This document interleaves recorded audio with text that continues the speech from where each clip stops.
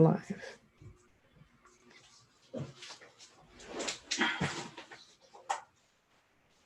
All right. Okay, we are in 2 Samuel chapter 6, part 2. I'm going to let you guys know ahead of time.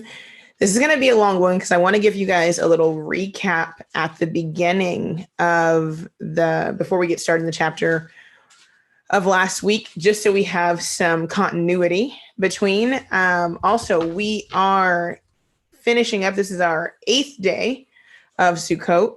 The feast is 7 days plus 1. So we're in our 8th day. And so we are in a high Shabbat. Once again, we got 2 high Shabbats in this feast, which is absolutely amazing. Last week in 2 Samuel chapter 6, we covered David going and getting the ark. The reason why it's going to be a little bit longer this week is I'm going to actually give you the chronological telling of the account from 1 Chronicles. The reason why we're going to do this is because it actually makes what happens when David is obedient even more impactful, because in 2 Samuel, it's giving you the events as they are occurring, but in Chronicles, it's giving you chronological order for the chronology of it all, so that we know what happened, why it happened. And so we'll understand something about the David and the battle with the Philistines. Story's actually a little flip-flopped around. So we're actually going to read through it. I don't ever want to assume that anyone has already read something. And because we're already reading through this particular chapter, we're going through it line by line. But if we go into 1 Chronicles, I know there may be people who haven't. And so I want you to see the continuity and the consistency between those 2 chapters, but also how the telling of the story is for the purpose of recording the history of this particular event. So it's much more detailed, and it's kind of going to tell the story for me. But I want to start with the fact that every part of our existence in this realm is a practice for eternity. So as we're in the middle of a feast, I think it's very interesting that Yah set us up where we're talking about the ark, which represents the seat or the throne of Yah being brought back into the midst of the people. And Sukkot is the feast of the spirit of Yah, and not just the spirit, but Yah in the physical dwelling amongst his people. We covered that last week where it talked about Yah coming down with his people. Another verse came up in the process of study, and I want to share that with you guys. It is Exodus chapter 19. And people ask often, how do you know that how do we know that Yah says he's going to come in the flesh? Or how do we know that that was the way?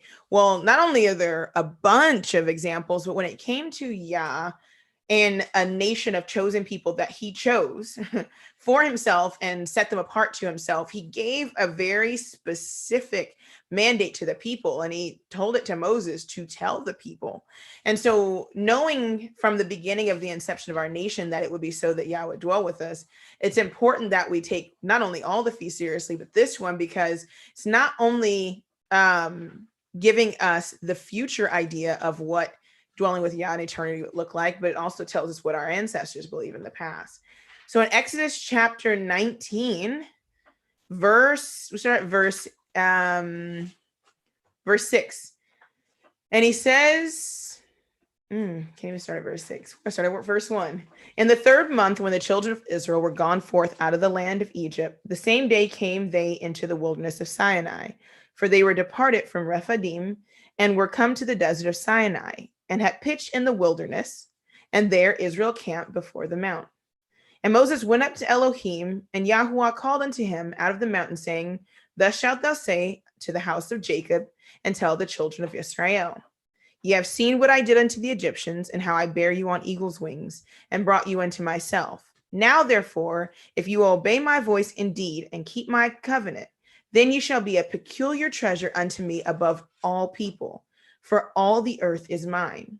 And ye shall be unto me a kingdom of priests and a holy nation. So this is before golden calf. Okay. And he says, for all the earth is mine, and you shall be a kingdom of priests and a holy nation. This is very important for what we're going to see in 1 Samuel. So just take it all in. These are the words which thou shalt speak unto the children of Israel. And Moshe came and called for the elders of the people and laid before their faces all these words which Yahuwah commanded him. And all the people answered together and said, all that Yahuwah has spoken, we will do. And Moses returned the words of the people unto Yahuwah. And Yahuwah said unto Moses, this is that dwelling part, lo, I come unto thee in a thick cloud, that the people may hear when I speak with thee and believe thee forever. And Moses told the people and Moses told the words of the people unto Yahuwah. That part, lo, I come unto thee in a thick cloud. He doesn't say I come unto thee as a thick cloud.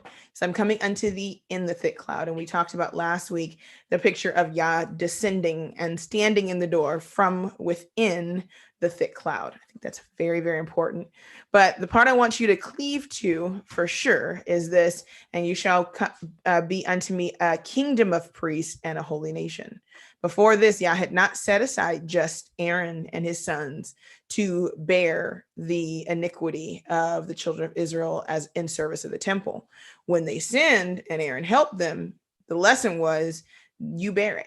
You and your sons will bear it on your shoulders, and you will bear it in the service, and you will bear it in the sacrifice. So you never, ever, ever think to call as a people to go astray. You never ever think to go before me ever. And that's why I have these rules. Okay. So I said, every part of this existence in this realm is practiced for eternity. We are being perfected, proven, and refined for the time and the one to come. We are pursuing the title of a bride without spot or wrinkle, being washed in the word. The word is what we continually go back to, making sure that we are aligned. We don't ever arrive at a place where we think we know Yah so well that we don't need to consult him anymore. It goes back to David. He was like, I'm brazen Torah. I know this, right? This is called overfamiliarity. And I'm a firm believer that overfamiliarity breeds contempt. This Sukkot, Yah gave me a real life lesson of 2 Samuel chapter 6, part 1. I have kept 6 Sukkots since I've been in Torah. So I approached this year very excited that finally I was ready to get it right. I went through the days of observation and came into Sukkot as what I consider my best self. It was going beautiful. Then halfway through, we began reading and looking at the elements of Sukkot, and I realized that there was a part of the feast, a very important part of the feast, mind you, that was omitted. In Exodus chapter 23, it tells us to go into the feast a particular way. So I'm going to share my screen and we're going to look at that right now. And this is going to lead us into where we are. And we talked about last week, the disposition of David's heart and why David is considered a man after Yah's own heart. And then we'll read through our text. We'll get the fullness of it. We're going to see how the adversary comes in and attacks. And we're going to be prepared to descend from this high place and be ready for whatever. That is the goal. So if you guys want to know the overarching objective so that you make it to the end of this lesson, the end of this lesson, we are going to know how to spot the enemy, where he's coming from, what our obedience should look like, and how we are to move from this high place into the space of worship and continual alignment with Yah that's necessary to continue our journey as Torah observant Israelites and companions. Okay, so let's go ahead and share. We're going to look at Leviticus chapter 23 to see the part that I omitted. And I'm going to finish telling you this, and then we're going to jump right in. Leviticus 23. Okay. Let's start right at verse 33, because some people may have never heard it before. And Yahuwah spoke unto Moshe, saying, speak unto the children of Israel, saying, the 15th day of this 7th month shall be the Feast of Tabernacles, for 7 days unto Yahuwah. On the first day shall be an holy convocation, and you shall do no servile work therein. 7 days you shall offer an offering made by fire unto Yahuwah. On the 8th day, like today, shall be a holy convocation unto you, and you shall offer an offering made by fire unto Yahuwah. It is a solemn assembly, and you shall do no servile work therein. These are the feasts of Yahuwah, which he shall proclaim to be holy convocations, to offer an offering made by fire unto Yahuwah, a burnt offering and a meat offering, a sacrifice and drink offerings, everything upon his day. Besides the Sabbath of Yahuwah, besides your gifts, and beside all your vows, and beside all your freewill offerings, which you shall give unto Yahuwah. Also, in the 15th day of the 7th month, when ye have gathered in the fruit of your land, you shall keep a feast unto Yahuwah 7 days. And on the first day shall be a Sabbath, and on the 8th day shall be a Sabbath, same feast. And you shall take you on the first day boughs of goodly trees, branches of palm trees, and boughs of thick trees, and willows of the brook. And you shall rejoice before Yahuwah your Elohim 7 days. And you shall keep it a feast unto Yahuwah 7 days in the year. And it shall be a statute forever in your generations, and you shall celebrate it in the 7th month. You shall dwell in booths 7 days.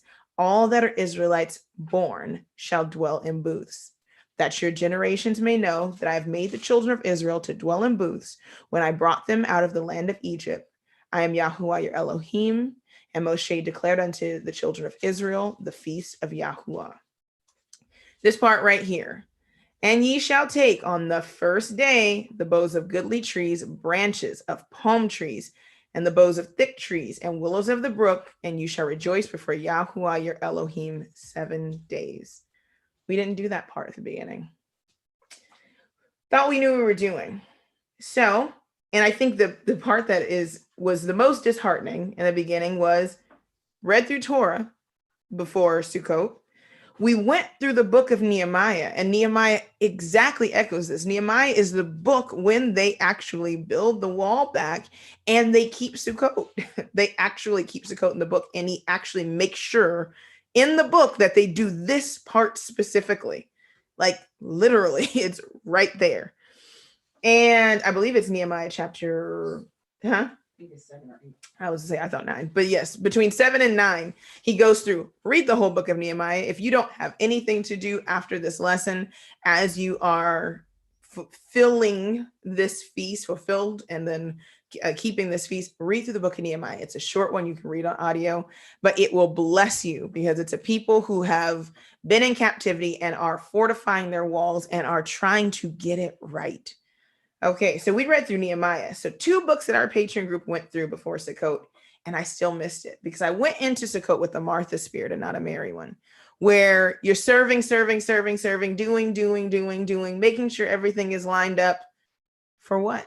To do it so that I can enjoy it, so the kids can enjoy it, so that people could be comfortable. The purpose and the mindset of going into the feast and serving, period, is the Mary spirit. So we could sit before the master's feet and so that he can be exalted and praised, and we can do what's necessary to serve him so that when we're doing that, people will see it and they'll know. Okay. So in 1 Samuel chapter 6, David did the same exact thing. I didn't know that coming out of 1 Samuel chapter 6 on Shabbat and then going into this feast, I would literally have to live out the same exact lesson. David did the same exact thing. He did before he asked. But as a man after Yah's own heart, he didn't give up. And as one who seeks to be seen in the same way, I didn't either. The very next day after we read it, I sat all the children down and I explained to them what I erred in because I'm leading them. They're mine, right? So I'm leading them. I explained to them that I made a mistake, and you should have seen them. They said, "You didn't know something?" It was Jade. Mm-hmm. And I told them that I didn't. And then I explained to them what happened. It's so interesting, the disposition of the heart of the children versus probably some of you all watching, unfortunately, or just us adults in general. They were like, okay, so what do we do? How do we fix it? They weren't like, oh, scrap the whole feast. They were like, no, okay, what do we do to fix it? So we read through the verses, and I said that we were going to do it now and ask Yah to forgive us and tell him we wanted to still be obedient. So what do? We went down to a river, not too far from the house, and we grabbed willows and trees from the river, and we came back to the property, and all the other stuff, just like Yah, all the other stuff we needed was here. We have a volunteer palm tree that literally grew out of nowhere like 3 years ago, grows right in front of like the house. And we were going to pull it up because we were like, it's getting big and it's leaned up against the house. Have a palm tree. We have fruit trees. We had all the other stuff that we needed. So the children cut down trees. They cut down the branches from the trees. And we sang and proclaimed that Yah is the King of the world. We praised and got it right and placed the sukkah in our backyard as commanded. And we continued the feast in accordance with the fullness of his word. And the kids shared last night at Shabbat dinner that their favorite part of the feast, with a consensus, was building the sukkah in the backyard. So I'm going to show you guys just a little picture if I can get it to come up on here. Yeah, I can. This is the children and they're out there. And I just kept it like this. You guys could see kind of what they were doing. They were gathering the branches from the fruit trees in the front, and they're placing them on top of the sukkah, and you can see the palm leaves up there, and we're getting it together. We got it together. So I just wanted to give you guys a living, real example of the title, A Yah of a Second Chance. Our job here, as we're doing these feasts, is a perfecting process. And I know leadership likes to get up and make it like they get everything right all the time and they know everything and they're doing everything correct. But if David, a man after Yah's own heart, raised in Torah, king of Israel, can err and grab the wrong people and put the ark on a cart, then we have to be mindful that we may also be missing things. And it's not okay to just stay ignorant of the things that we're missing, but we need to get in alignment with Yah and be seeking with a willing heart to fix the things so that we can all be walking circumspect with Yah and his word. Okay. Whew. Gave you guys that. So this is where it gets really interesting, because I've had a question for 4 years. Anybody who's come to a Sukkot and who's been here, my question has been, what made David dance before Yah the way he did? What made him? And I mean, I know we're like, the ark is coming back, but this week, we are going to see what made David dance like he did. What made him dance like he did? All right. So let's get into, just jump right into it. We're going to look at First Chronicles first and revisit the order of events as they occurred in 2 Samuel, but we're going to look at it in First Chronicles. So turn with me to First Chronicles, and we're going to go to chapter 13. So First Chronicles, chapter 13. Okay. It says, just like we read before in 2 Samuel chapter, I think we're in chapter 6, but it's going to flip flop a little bit. So you'll go 2 Samuel chapter 6 is like First Chronicles chapter 13. Then 14 is going to be like chapter 5. And then we're going to kind of move forward in time. It says, and David consulted with the captains of thousands and hundreds, with every leader. And David said unto all the congregation of Israel, if it seem good unto you, and that it be of Yahuwah our Elohim, let us send abroad unto our brethren everywhere that are left in all the land of Israel, and with them also to the priests and Levites, which are in their cities and suburbs, that they may gather themselves unto us. So he knew, send it to the priests and Levites, and it's all the people, right? And let us bring again the ark of our Elohim to us, for we inquired not at it in the days of Saul. So we know ark was lost in Saul's time because of his disobedience. So he's saying, we didn't do it right then, let's do it right now. Willing heart, right? And all the congregation said that they would do so, for the thing was right in the eyes of the people. So David gathered all Israel together from Shihor of Egypt unto the entering of Hamath to bring the ark of Elohim from Kirjath Jearim. And David went up and all Israel to Baalah, that is Kirjath Jearim, which belonged to Judah, to bring up thence the ark of Elohim, Yahuwah Elohim, that dwelleth between the cherubim, whose name is called on it. And they carried the ark of Elohim in a new cart out of the house of Abinadab, and Uzzah and Ahio drave the cart. And David and all Israel played before Elohim with all their might, and with singing. So they didn't do it halfway. And they did it, and they're like, No, they did it with all their might. They went into it willingly. and with singing and with harps and with psalteries and with timbrels and with cymbals and with trumpets. And when they came into the threshing floor of Hedon, Uzzah put forth his hand to hold the ark, for the oxen stumbled. And the anger of Yahuwah was kindled against Uzzah, and he smote him because he put his hand to the ark. And there he died before Yahuwah. And David was displeased because Yahuwah had made a breach upon Uzzah, wherefore that place is called Perez Uzzah to this day. And David was afraid of Elohim that day, saying, how shall I bring the ark of Elohim home to me? So David brought not the ark home to himself to the city of David, but carried it aside into the house of Obed-Edom the Gittite. And the ark of Elohim remained with the family of Obed-Edom in his house 3 months, says Shlosha Chodesh. And Yahuwah blessed the house of Obed-Edom and all that he had. Okay, so before in our story, I'm going to show you, we're going to read chapter 14. This part, chapter 14, actually came before in 2 Samuel. Let me tell you why it's important that it's in this order. So 2 things. We're going to learn who Obed-Edom is. It's in my notes for 2 Samuel specifically, but I'm going to give it to you now. Obed-Edom in 1 Chronicles 26:4 is a Kohathite. We learned last week that the Kohathites were the ones who were supposed to bear the ark in staves on their shoulders. That was Numbers chapter 4. Okay, so it's so interesting. They make it to Hedon, and there happens to be Obed, right? Obed-Edom. So the servant in Edom means red, but you have the servant of Yah, who is a priest, who actually happens to be a Kohathite. The ark literally stops where it wants to be dropped off at. And let me off, right? Why y'all here playing? Let me off. And so the ark is brought in.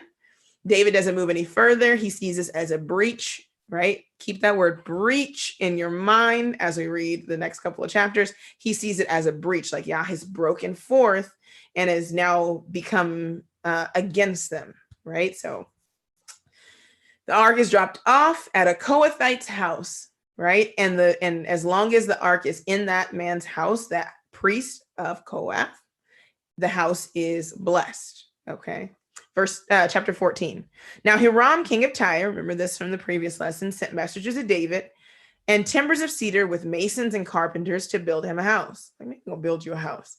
And David perceived that Yah had confirmed him king over Israel, for his king was lifted up on high because of his people Israel. Now imagine coming out of a situation where Uzzah just gets killed because David sent the men out to do something. So he's down. He's like, man, what do I do? He's going back to the drawing board, right? And then Hiram, king of Tyre, comes. He's like, I'm going to build you a house. And he's like, okay, Yah's not done with me. Okay. Like, because I mean, you're just deflated. The people are just now following you. You said, we're not going to do like they did in the time of Saul and not bring the ark up, and you grab the ark and somebody dies. So verse 2, it says, and David perceived that Yahuwah had confirmed him king over Israel, for his kingdom was lifted up on high because of his people Israel. And David took more wives at Jerusalem, and David begat more sons and daughters. We'll get to this part when we talk about Michal. Now these are the names of his children which he had in Jerusalem: Shammua and Shobab, Nathan and Solomon, and Ibhar, Elishua, Elphalet, Noga, Nepheg, Japhia, Elishama, Bilada, and Eliphalet. And when the Philistines heard that David was anointed king over Israel, now this is where I told you we had to put it in order. So David goes out to get the ark. It ended terribly.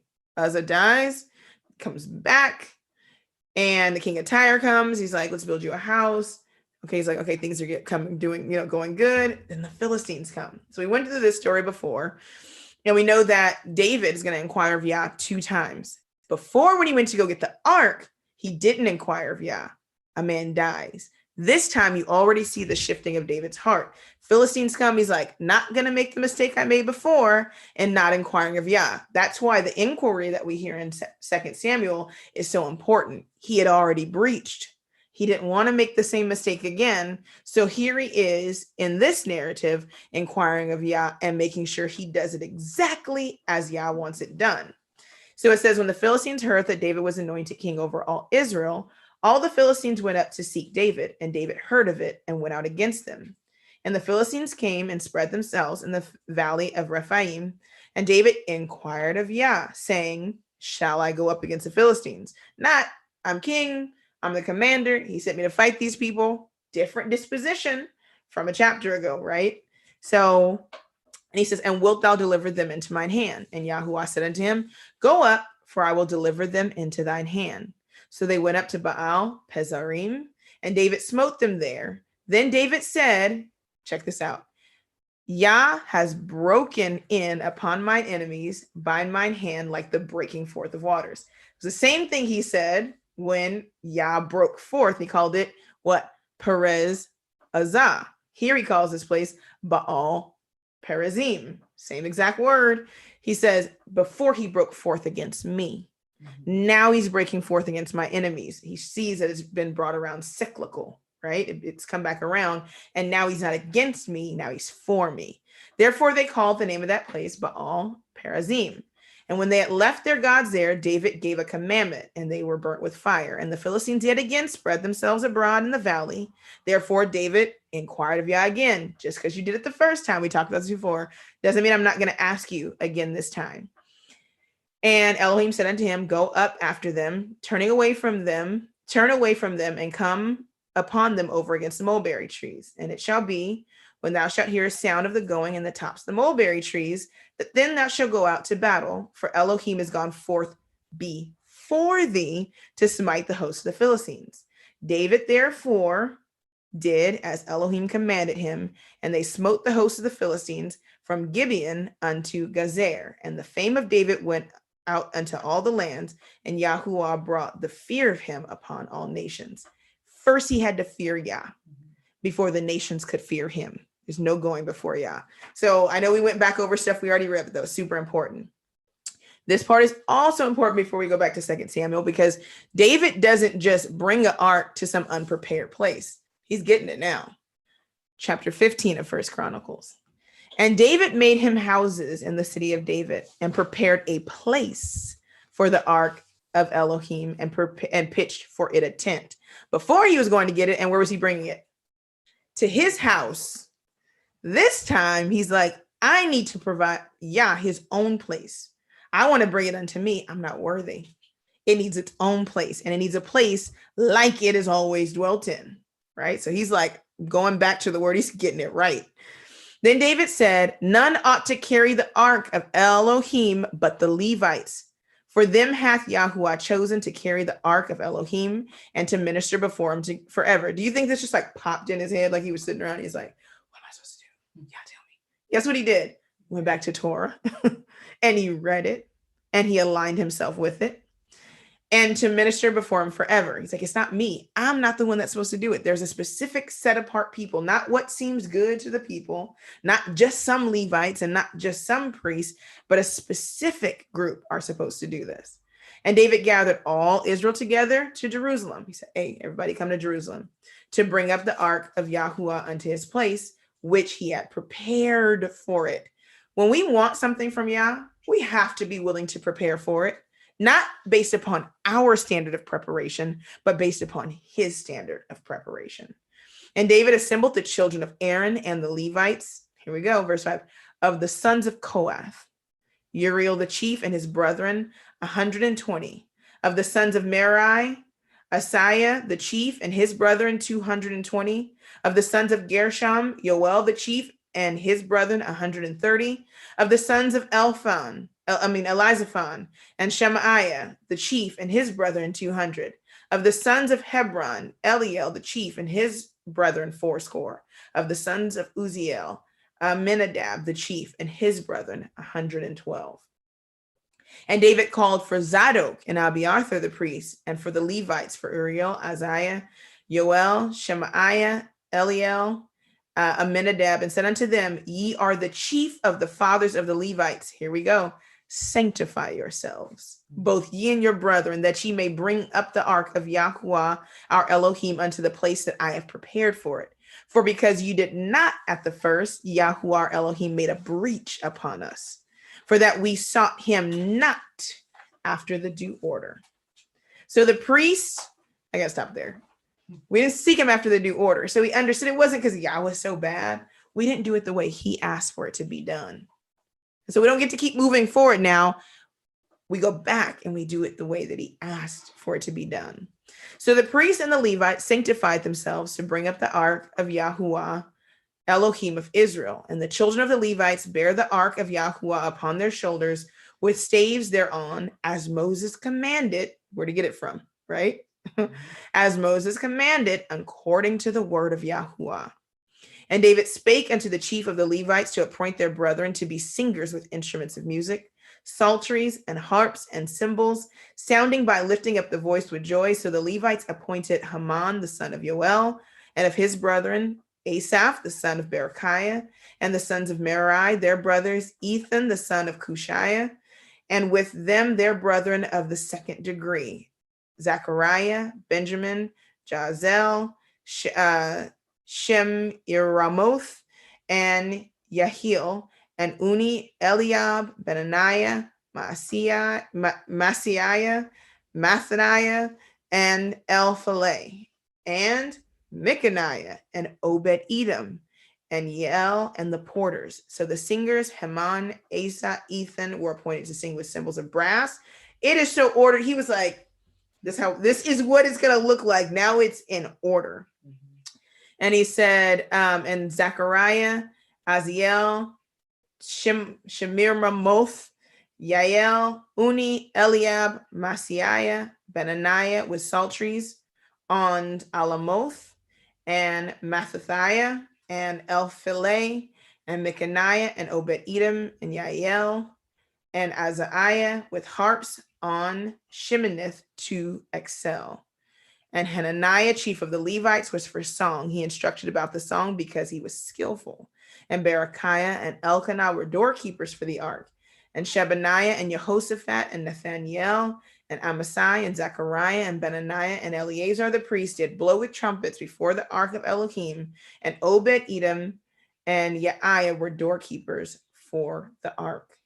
So David and the elders of Israel and the captains over thousands went to bring the ark of the covenant of Yahuwah out of the house of Obed-Edom with joy.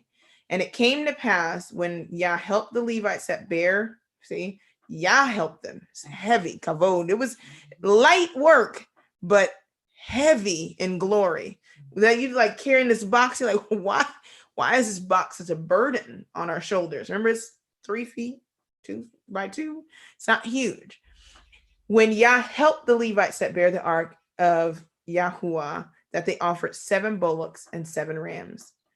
And David was clothed with a robe of fine linen, and all the Levites that bear the ark and the singers, and Hananiah, the master of the song, with the singers. And David also had upon him a linen ephod, going back to that verse you read in the beginning, a nation of priests, right? So he's like, we are doing this unto Yah, and I have to be in accordance with the servants. The Levites didn't get an inheritance. Remember, Yah was their inheritance. And so we're gonna give you this, and we'll get into 2 Samuel, so you'll see all the reasons why all the things look the way they look. They were not viewed how we view pastor and preachers today. They had a very important job, but they were at the mercy of the people, right? The servant is least in the kingdom in our eyes oftentimes, but greatest in the kingdom to Yah. So at different times during our dispensation as Hebrews, we despised the Levites. We gave them the leftovers, gave them the animals that were lame, and did all kind of vile things because we didn't respect the position. That position was high in Yah's eyes, but to the people, nobody wanted to be a Levite. Today, all this like, I want to be a teacher, I want to be a leader. Nobody felt like that. People, Yah even had it set up for our people that you could purchase your child out of having to serve in the temple.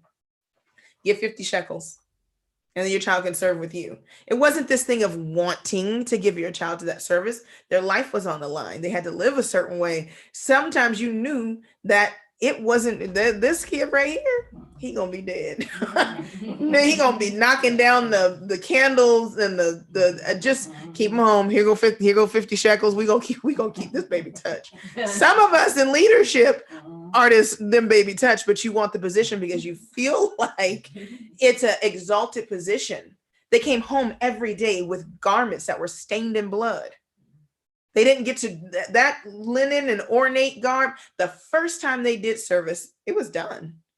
It was over for that garment. That garment wore the stain of the sin of the nation. They didn't get to walk around in fine clothes, and that wasn't it. That wasn't it. They didn't get the robe like Joseph, and that wasn't it. Their mark was their service. David took off his kingly garments and put on the garments of the servants of Yah to walk alongside the ark. Thus all Israel brought the ark of the covenant up of Yahuwah with shouting, with sound of the cornet, with trumpets, with cymbals, making noise with psalteries and harps. And it came to pass that the ark of the covenant of Yahuwah came into the city of David. I'm going to read this part and then we'll get to over here. That the daughter of Saul, looking out at a window, saw David dancing and playing, and she despised him in her heart. I know that was a lot of background. I normally don't do that much background, but it was necessary. Now we'll go into 2 Samuel. Now we have background from Chronicles. We have a witness. And we're going to go into 2 Samuel, and we're going to look at now each element of the characters. It's what we've been doing a lot as we've been going through 2 Samuel. A lot of character studies, a lot of looking at the heart of the people in service and seeing what is happening so that we don't commit the same mistakes. Okay, so we get that, when we go into 2 Samuel, it starts off the same way. But we ended on the second part of 2 Samuel at around verse 12. Okay, it says, and it was told David, talking about the house of Obed-Edom being blessed, saying, Yahuwah has blessed the house of Obed-Edom and all that pertained unto him because of the ark of Elohim. So David went and brought up the ark of Elohim from the house of Obed-Edom into the city of David with gladness. There's a lot missing. It wasn't like what we read before, but it's all in between there. Chronicles gives a more detailed account. But yes, he got the people in order. He did all this. Right here, it just says, okay, he was like, oh, you getting blessed? Let me go get it. That was not his mindset at all. Oh, okay, he's getting blessed. Let me make sure I do this in the proper way. He's being blessed because of his obedience. He's being blessed because if the ark would have turned into his house and he wouldn't have been obedient, it would have been just like when the Philistines had the ark, would have busted out with hemorrhoids and a whole bunch of other stuff would happen. He'd be like, get this ark out of here right now. Okay. It says, and it was so that when they bare the ark of Yahuwah and had gone 6 paces, he sacrificed oxen and fatlings. We've all sinned against Yah, and it makes us hyper vigilant. It should make you hyper vigilant not to do so again. We go through things like we change our crowds, we change our friends, and we change circumstances all around us in an effort not to tread upon the grace and mercy of the Father.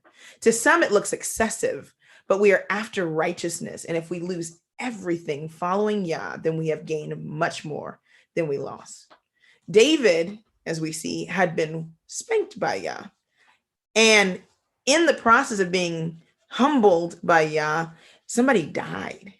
And it caused him to go back and get it right. He didn't have a hard heart toward Yah because of his breach upon Yah's word. He took that as a way to say, okay, I need to inquire and I need to get closer to Yah.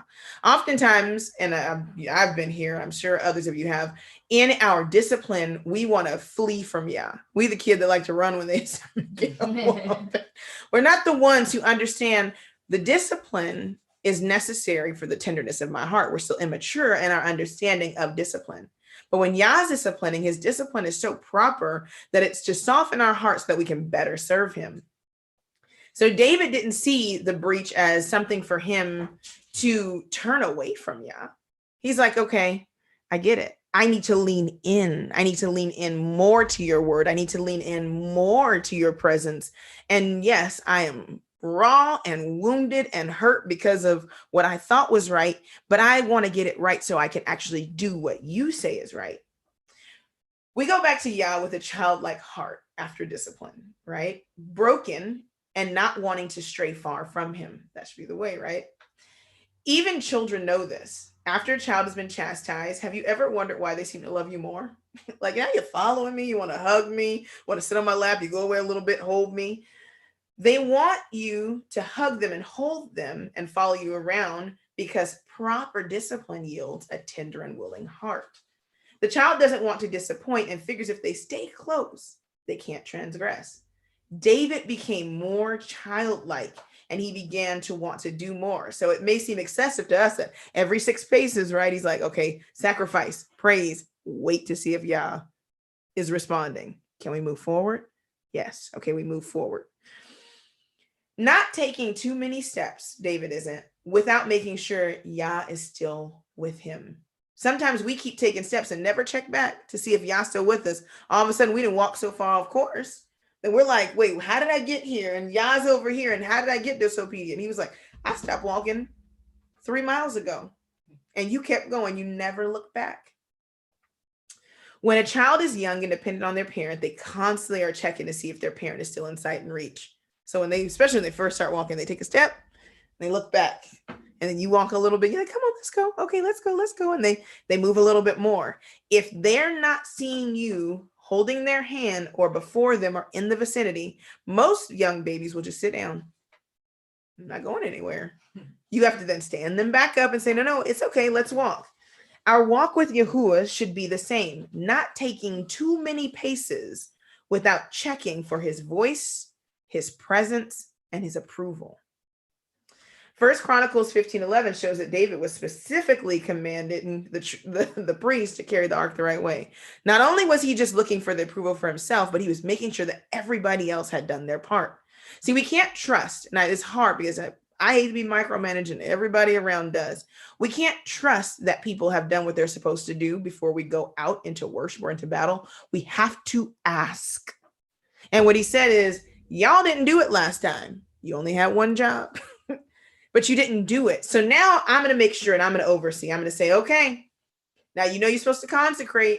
You know you're supposed to do X, Y, and Z. Why? Because if I just trust that you did, people can die. If we're in this together and if we're a community that's supposed to operate together, then we're checking to make sure that each of us are doing what we're supposed to do on the path and being willing to then step in and lend a hand. David wasn't a priest. He should have said, I'll leave that up to y'all. Y'all figure it out. He's like, no, I read it. And I want to see and make sure you're doing it right. He had that Berean spirit, right? Where they tried everything that somebody said in the word to make sure that they were doing what they said they read in there with Yas. Because if he said, you read that you were supposed to put it on a cart, I don't see that here. You're going to have to explain that to me.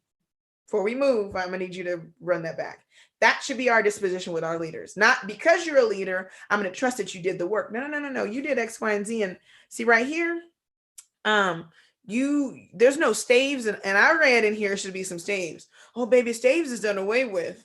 You put on a cart and you die. No, we're not gonna do that. Staves. I see staves here. I'm not going with you unless you use staves. Whether you think it's antiquated, whether you think it's old, whatever. You read and you say, oh, right here it says that we're not supposed to eat this. Oh, we can eat that. I see it. Y'all go ahead. I'm not going with you. Because right here in Yah's word, he said, I'm not supposed to do it. That has to be our disposition with our leaders. Oh, you said that we could, that you could just have as many wives as you want. Well, right here, it says that's it, from the beginning, it wasn't so. And I'm going to go with the Messiah over you. So I'm going to let y'all go ahead. And me, I'm going to sit right here. Right? Like, it's very simple, but we have this group effect thing, right? Where it's like, even though they're doing it wrong, I'm gonna go and maybe they'll get it right on the process. No, I'm gonna let y'all go ahead. Because I said it and your heart wasn't to fix it. I showed you and your heart wasn't to change. So you're not a leader after y'all's own heart. I'm gonna sit right here and wait for him. And maybe while y'all going, he'll show up because maybe y'all the ones keeping him away. Oh, so it says that David danced before Yah with all his heart wearing a linen ephod. It has to be noted, because it's going to come up later, that David was not immodest. How could David be immodest dressed up like a priest.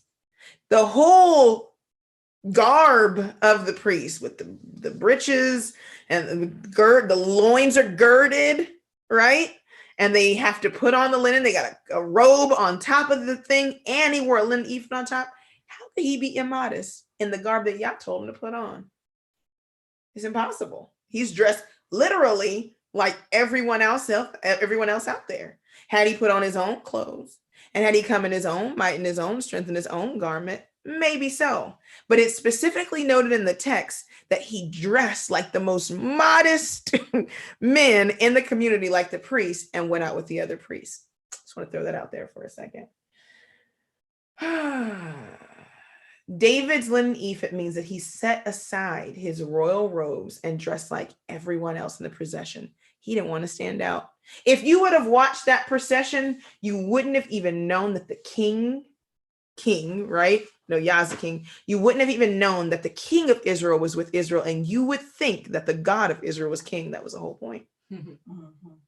Whatever was with that ark, and whatever the people from the distance saw, they would have said, they're bearing their God in the most pagan sense. I mean, we're talking about the communities around. That structure, the throne, they're bearing the throne and there's no king on it. You would have had to say, well, who is their king? Because by looking out in the masses of people, you would have never known that David was amongst them, because he wasn't trying to highlight himself. He took the lowly road, the humble road, so that Yah shone in that moment. We might also point out that David's dancing was appropriate in context. Everybody else was dancing. There was music. He wasn't just dancing to show off like nobody else could dance, and David was out there just getting it like everybody. There was music. So strange, because now in our culture when music plays, half people don't even dance. You just watch everybody else. When the music comes on, everybody's dancing, people playing it. Imagine the marching bands of the South. They wasn't just standing there marching. And no, you getting it, like you feeling it too, and you hear him over here playing, and he over you, ooh, and then you play, and everybody's vibing off of each other. Everybody's in unity, and they're playing, and then the next song comes, and it's just this never-ending processional. You can feel, and you can't help it. If you stand still, everybody look at you crazy.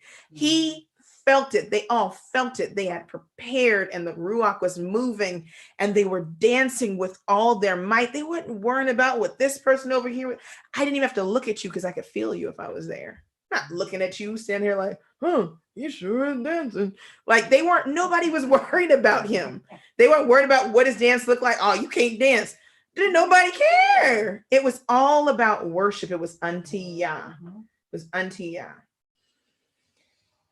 David brings everyone present into the worship experience and into fellowship. It wasn't just about bringing the ark, but he understood that bringing the ark also meant unifying the people. Also meant that it wasn't just for me and my household to be blessed. It wasn't just for Obed-Edom and his household to be blessed, but with the ark in our midst, everyone would be blessed. When Yah dwelled amongst his people, everyone got to witness it. He didn't just dwell and say, hey, Moses and Aaron and Miriam and Levites, come over here and see, I'm about to drop. No, he's in front of all the people. It wasn't for one person, it was for everybody. Oh. So he comes in, he's worshiping, and then his wife. Let's get to it. So he goes 6 paces, they worship. And the ark of Yahuwah came into the city. So you could just hear the people coming, right? Michal, Saul's daughter, don't get it. Now he didn't say David's wife. He's like, it gets real specific when Yah's trying to call out something. Looked through a window and saw King David leaping and dancing for Yahuwah, and she despised him in her heart. I'm sorry. Sometimes people are watching to criticize and don't have a heart for Yah.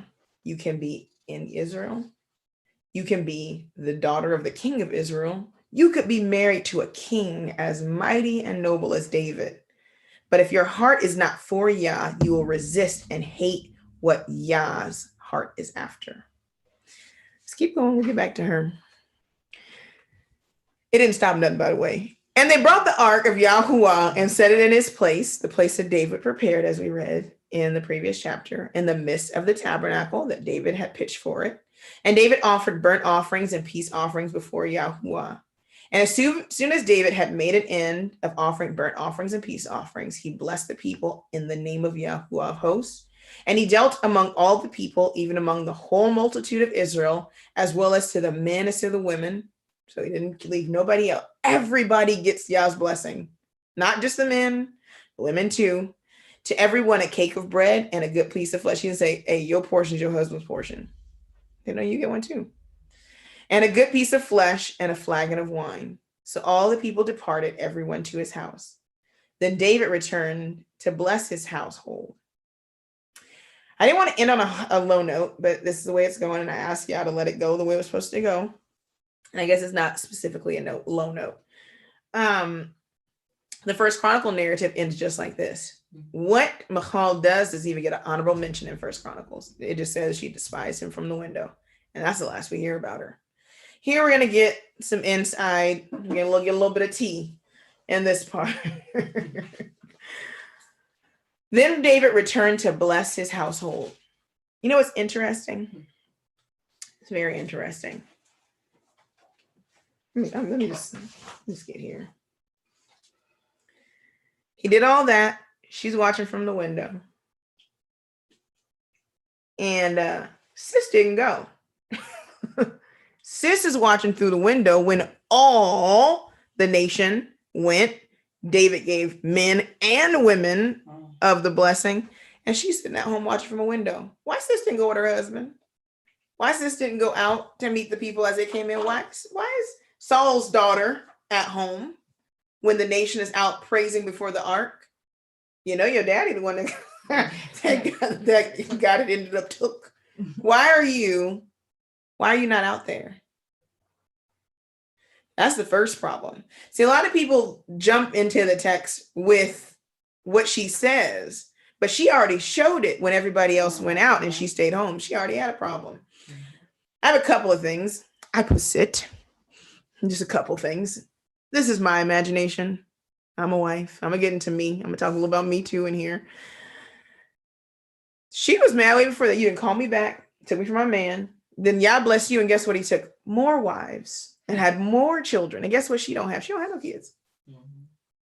Right? She doesn't have any.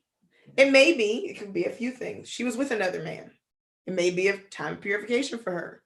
Whatever the case may be, they ain't been together since she's been back. So she's salty. And then on top of that, you done took more wives and had children. And I'm your first wife. You've got Abigail over here and you got this wife over here. And I'm saying, you know what? Yah's not with you because you're not doing the things that I think a man of Yah should be doing. I'm resisting. I'm in a space of resistance. So I'm not going. Because whatever Yah you serve, right? He can't be who I think because of how you're acting. Now, there's a whole lot of things about David that has changed up at this point. It's interesting because his household, right? Everybody went. So if he went back to bless his household, who do you think he's going back to bless? Her. Her. He was going to bless them as well. What is a blessing to a household? A child, right? You're going to go back and do.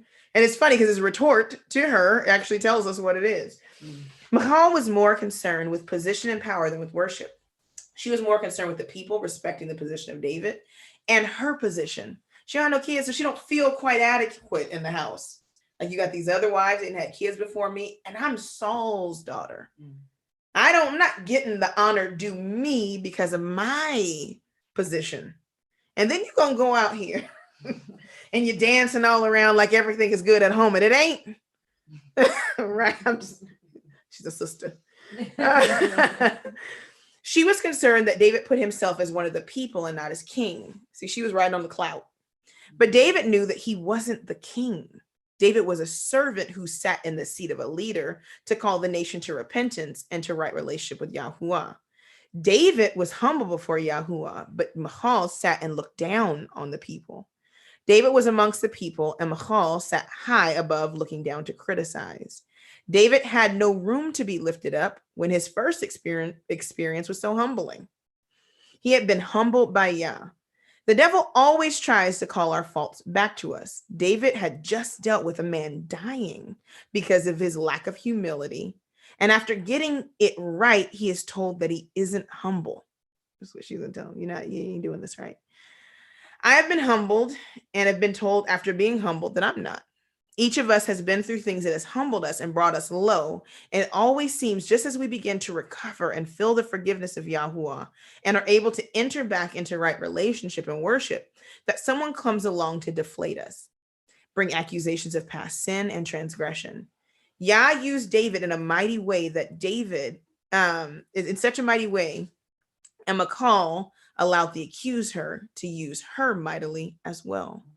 No one else could have gotten in close enough to David to say what she said. We have to be careful that our house is in one accord, and if it isn't, that we are protected from the mouths of of those who are vile. Coming down from this high feast, beware that it will be the ones closest to us who seek to deflate us. Remember that Yah has done what Yah has done in this time, and hold tight and close to the experience. I must also add that we have to make sure that we are not the people stealing the joy of the feast from someone else. Don't be critical and sitting and watching, rather standing and worshiping and being there to see the overcoming. I personally, I'm a private praiser. I don't trust people with my worship because more people are interested in watching than participating, because participation requires a humble heart. Observing allows you to be critical and proud and puffed up. Participation makes you low. People like the positions and the names because it comes with worldly exaltation. But Yah's exaltation comes with humility and praise with your brethren. So David returns to bless his household after a great victory, and he comes home to bring a blessing to his family. So we have to know the difference between what is holy and what is profane. Sometimes we condemn the call because of the man. Been there. It's hard to separate what is holy and what is profane. Not that there should be a duality, and not that people should not be working through their duality, but we often see those two things together and not seeing the part that Yah is working with versus the part that Yah is using as a tool to perform with. It's very difficult. So not that in a sense, I understand where Michal comes from. You're in this position. This is your husband. And you're watching him do all these great things for Yah, but then you also watch while certain elements in your household are not right. And so you start with a critical eye. I've been here. I have loathed my husband and his work for Yah because of where I saw him lacking, not knowing that Yah was in the process of humbling him for greater service. You can see a person doing something and turn your eye to them and focus on them. And guess what you do? Don't do what's right in front of you.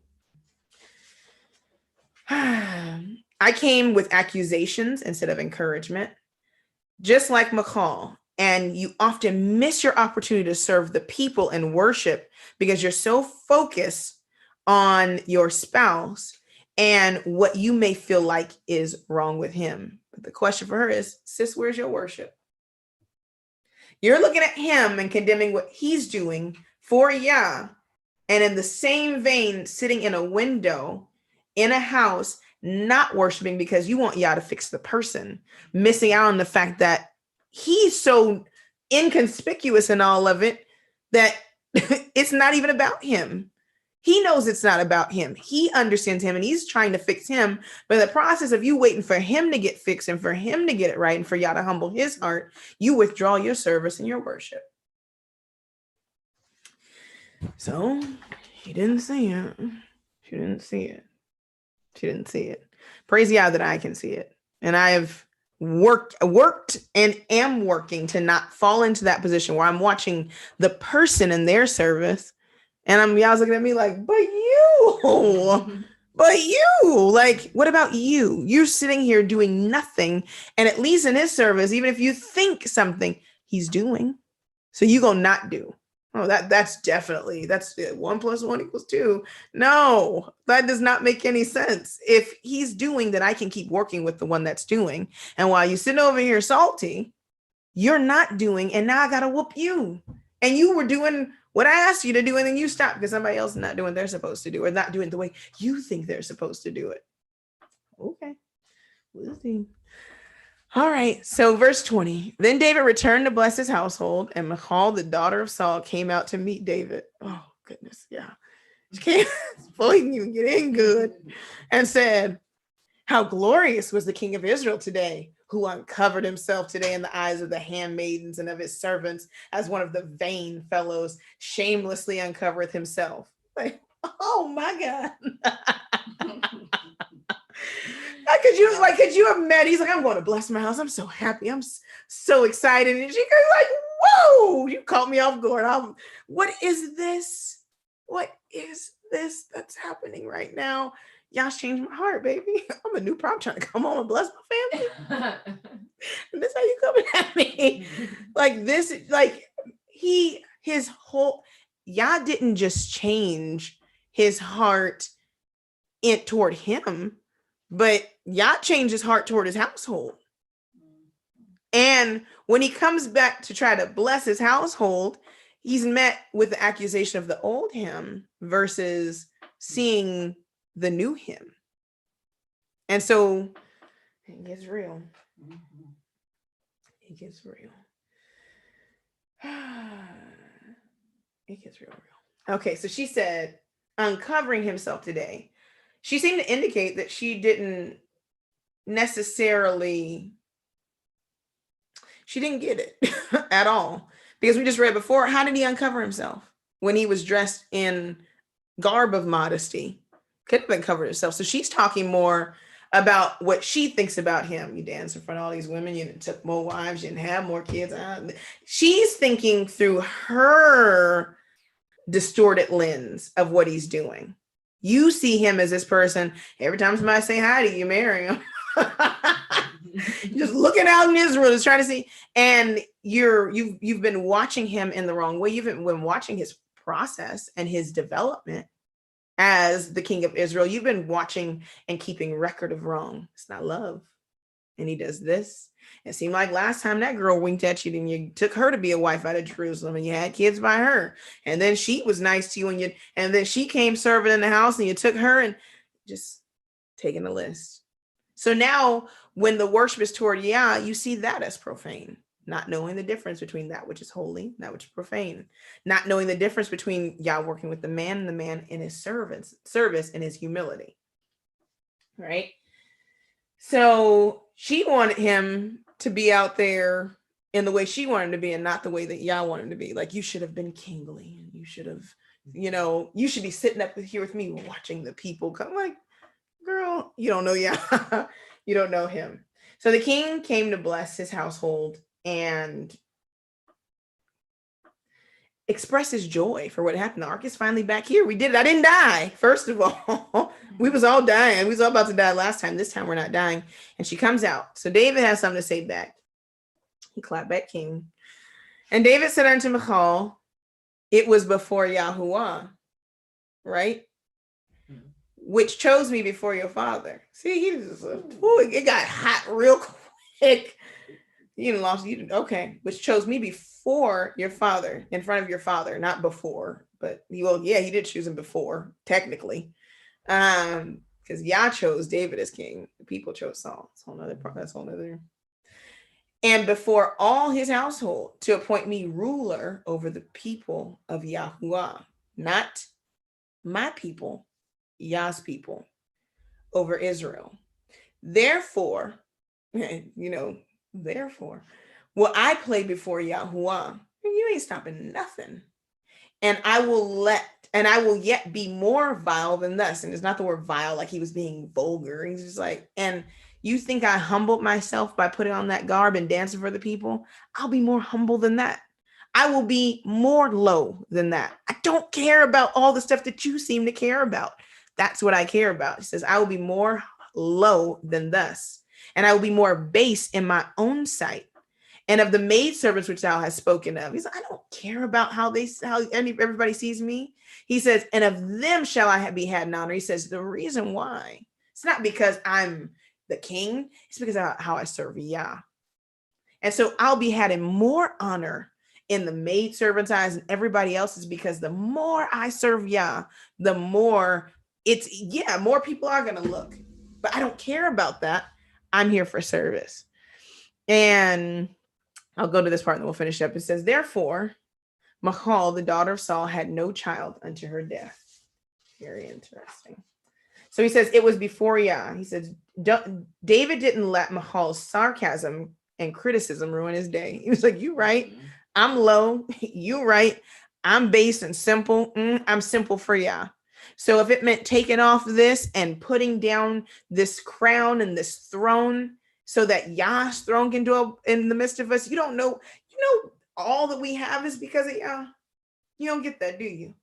It's not because I'm king and because I'm such a mighty fighter. No, it's because of my service to Yah that we have what we have. It's my service to Yah that you even ever able to sit up here and talk crazy to me.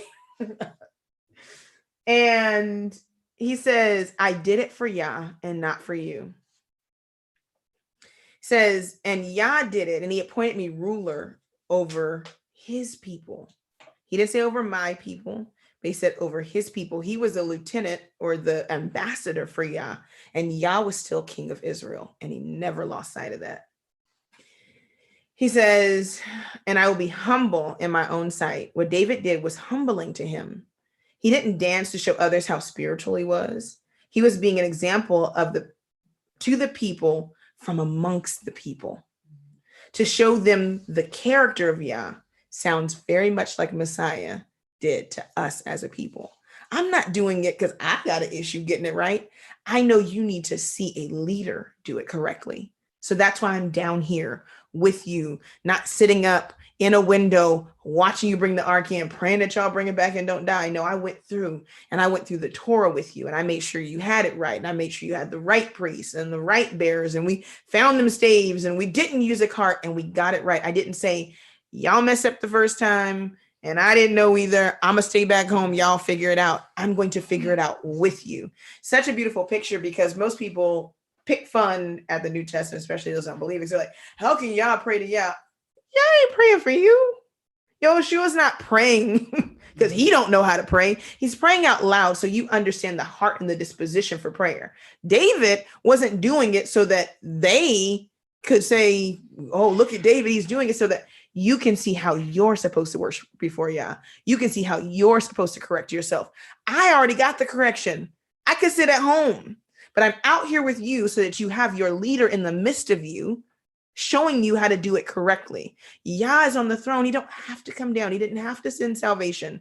I'm coming down in the midst of you because you need to see me, because you still don't get it.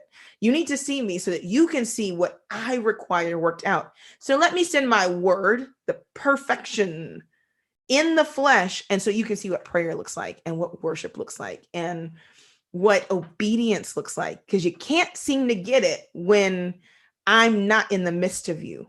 Same thing with David. If I would have asked, I would have known, okay, you can't seem to get it if I don't go out and do it with you. And you're looking and you're making sure that I'm doing it so that you do it. David said he would be more and more based before Yah. He felt that whatever Michal's opinion of him might be was whatever. But what we need to know is that we shouldn't worry about what other people think of us. Because their opinion of us, they may think we're low, but guess what? We know we much lower than what they think. Whenever somebody brings an accusation, you actually hear, you're like, oh, and that's what you're worried about? I got things that are only between me and Yah that you don't have no idea about. He knows, and he still uses me. So if you want to come with the petty stuff, just know that Yah knows the real. Knows the inward parts, and he's working with that part. The stuff you get, that's just old. That's old news. Lying in waste paper baskets. That is old. You can only bring what you thought I was, but you don't know these prepare me for what I need to be. And that's the stuff that'll never make it to you, because you would crush me with it if you'll crush me with this petty stuff. Therefore, Michal, the daughter of Saul, had no children to the day of her death.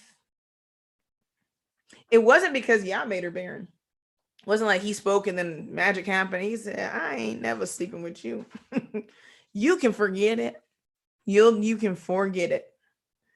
Nevertheless, when we worry about and become overcritical of other people's ministry, we leave ours barren. People spend so much time worrying about your work, your walk, and your worship that they forget to invest in their own souls. Don't be the person that spends so much time micromanaging how someone else should be doing their work that you forget to do your own work. You could have had it all wrong from the outside and find yourself a barren tree. No fruit because you spent your whole life trying to make sure everyone else was doing it right. A hypercritical eye on everyone else is an eye that is diverted away from the task that Yahuwah has laid before you. Now back to my favorite part. I'm just going to go over that. Why did David dance? He danced hard too. And he didn't let anybody snatch that from him. Nobody, not even his wife. After that, he's like, okay, I got something for you. And I'm like, let me go on and bless everybody else. He danced because of a Yah of second chances. He danced because Yah was a merciful Yah and allowed him to go back to his word and cleanse of his guilt and still worship. Yah gave him new garments. Yah loved him, and even in his disobedience, he still pursued his heart. And when David realigned with his word, Yah showed up and brought his presence and his blessing back in the camp. That's why David danced. David was thinking it should have been me instead of Uzzah. David was thinking he didn't have to let us try again. David was careful not to transgress again because he knew that Yah had placed him in a position that required him to lead the people, not just in position, but obedience to every word that he had commanded. Let's get to the good part. And if you think I'm lying, let's read what David said. David writes a whole song about it. Let's go to 1 Chronicles, chapter 16. And this is why I love scripture. It don't need no filler, no fill-in. Everybody speaks for themselves. They tell their own story. You don't have to wonder. So the ark of Elohim, so they brought the ark of Elohim and set it in the midst of the tent that David had pitched for it. And they burnt sacrifice and peace offerings before Yahuwah. And when David had made an end of blessing, he went back and he went to go bless his family. And okay, make sure it was. And he dealt to every man of Israel, both man and woman, to every one a loaf of bread and a good piece of flesh. Oh, and let's not leave this out. And he blessed people in the name of Yahuwah and a flagon of wine. And he appointed certain of the Levites to minister before the ark of Yahuwah and to record. He wanted it written down, and to thank and to praise Yahuwah of Israel. Asaph the chief, and next to him Zechariah, Yael, Shemiramoth, Yael, and Mathahiah, and Eliab, and Benaiah, and Obed-Edom, and Yael with psalteries and with harps, and Asaph made a sound with cymbals, and Benaniah also, and Jaazel, and the priests with trumpets, continuing before the ark of Yahuwah, before the ark of the covenant of Elohim. Then on that day, David delivered first this psalm to thank Yahuwah in the hand of Asaph and his brethren. That's what David said. Give thanks unto Yahuwah, call upon his name, make known his deeds among the people. Sing unto him, sing psalms unto him. Talk ye of all his wondrous works. Glory ye in his holy name. Let the heart of them rejoice that seek Yahuwah. Seek Yahuwah and his strength. Seek his face continually. Remember his marvelous works that he hath done, his wonders and the judgments of his mouth. O ye seed of Israel, his servant, ye children of Jacob, his chosen ones. He is Yahuwah, our Elohim. His judgments are in all the earth. Be ye mindful always of his covenant, the word which he commanded to 1,000 generations, even of the covenant which he made with Abraham, and of his oath with Isaac, and hath confirmed the same to Jacob for a law, and to Israel for an everlasting covenant, saying, unto thee will I give the land of Canaan, the lot of your inheritance, when ye were but few, even a few, and strangers in it. And when they went from nation to nation and from one kingdom to another people, he suffered no man to do them wrong. Yea, he reproved kings for their sakes, saying, touch not mine anointed, and do my prophets no harm. Sing unto Yahuwah all the earth, show forth from day to day his salvation. Declare his glory among the heathen, his marvelous works among all the nations. For great is Yahuwah, and greatly to be praised. Greatly to be praised. He also is to be feared above all else. For all the elves of the people are idols. But Yahuwah made the heavens. Glory and honor are in his presence. Strength and gladness are in his place. Give unto Yahuwah, ye kindreds of the people. Give unto Yahuwah glory and strength. Give unto Yahuwah the glory due his name. Bring an offering and come before him. Worship Yahuwah in the beauty of holiness. Fear before him all the earth. The world also shall be stable, that it be not moved. Let the heavens be glad, and let the earth rejoice, and let men say among the nations, Yahuwah reigneth. Let the sea roar and the fullness thereof. Let the fields rejoice and all that is therein. Then shall the trees of the wood sing out at the presence of Yahuwah, because he cometh to judge the earth. Oh, give thanks unto Yahuwah, for he is good, for his mercy endureth forever. And say ye, save us, O Yahuwah of our salvation, and gather us together and deliver us from the heathen, that we may give thanks to thy holy name and glory in thy praise. Blessed be Yahuwah of Israel forever and ever. And all the people said, Amen, and praised Yahuwah. He started waxing prophetic. Why would he say, save us from the heathen and deliver us from the heathen? And it's amazing. He's saying, speaking to us right now in this present time. As we come down from this feast and from this high and lifted up place where we had to humble ourselves to even step into this space, remember the process. Look at what happened to David. It may be somebody waiting to meet you at home, meet you at work. It may be your own children, your own friends, your own family. It could be even yourself. Remember what Yah has done for us and what he's doing in the process of us practicing these feasts, how he's perfecting us. And don't fall back into the previous self, but move forward out of the feast and move forward into his blessing. Yah is preparing us so that he can dwell in the midst of us like the ark. There's coming a time where they won't say the Yah that sits between the cherubim. Somebody find me that verse. They will say Yah is with his people. Yah is literally with his people. And that is what we're preparing for. We are a people who have been set apart, and we are being washed continually in this word, knowing that his commandments are right and that they are just and that they are correct and they're good for reproof and they're good for correction and they are good for washing us of all of our iniquity so that we can come before Yah in all humility and worship him. Hallelujah. I'm going to look for this verse while I let the feed go, because I've been told that I turn it off a little too soon every week. So I won't do that this week. I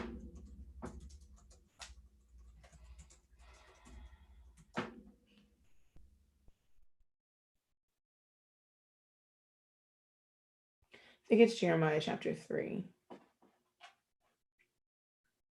It says, and it shall come to pass when ye be multiplied and increase in the land in those days, saith Yahuwah, They shall say no more the ark of the covenant of Yahuwah, neither shall it come to mind, neither shall they remember it, neither shall they visit it, neither shall that be done anymore. Go to the next verse. At that time they shall call Jerusalem the throne. The whole land will be called the throne of Yahuwah. And all the nations shall be gathered unto it, to the name of Yahuwah, to Jerusalem. Neither shall they walk any more after the imaginations of their evil hearts. That was Jeremiah chapter 3, verses 16 and 17. And if you want to continue, he talks about restoring the people to their land and giving it back, and us looking at him coming into the midst of us, and not just a symbol of his seat, but the physical living king of the whole world coming to sit on his throne in Jerusalem and allowing us to return back to that place.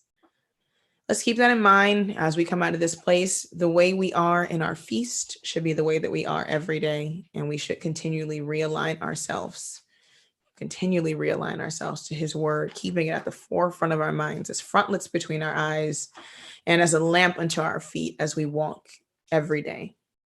Shabbat shalom.